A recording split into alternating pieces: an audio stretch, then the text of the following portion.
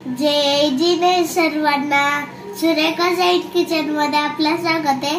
आज आपण पाहणार आहोत शेव। त्यासाठी एक मोठी वाटी बेसन घेतलेलं आहे,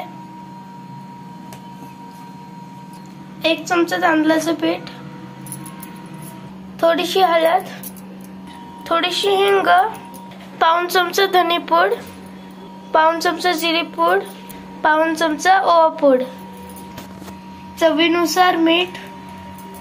हे सर्व व्यवस्थित मिक्स करून घ्यायचंय।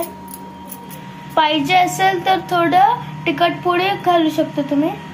थोडंसं तेल सोडून घ्यायचंय, ह्याला व्यवस्थित मिक्स करून घ्यायचंय। तेल व्यवस्थित सगळं पीठ काढून घ्यायचंय। थोडं थोडं पाणी घालून मळायचंय। हे मळून झालेलं आहे।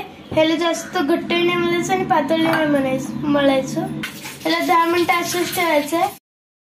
तोपर्यंत कढईमध्ये तेल घालून घेऊया। 10 मिनिटं झालेले आहेत। आता याला अजून थोडं मळून घेऊया। हे असं शेवचा हा बारीक साचा आहे, ह्याच्यात हे कणिक घालून घेऊया।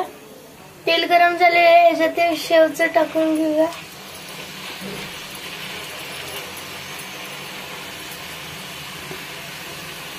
ह्याला पलटी करून घेऊया। हे झालेलं काढून घेऊया। अशा प्रकारे सगळं करून घ्यायचंय।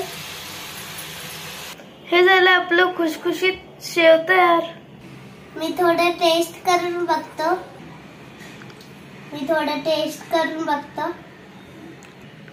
वाव, खूप यम्मी। तुम्हाला जर आमची रेसिपी आवडली असेल तर लाईक, शेअर, सबस्क्राइब आणि बेल बटन दाबायला विसरू नका।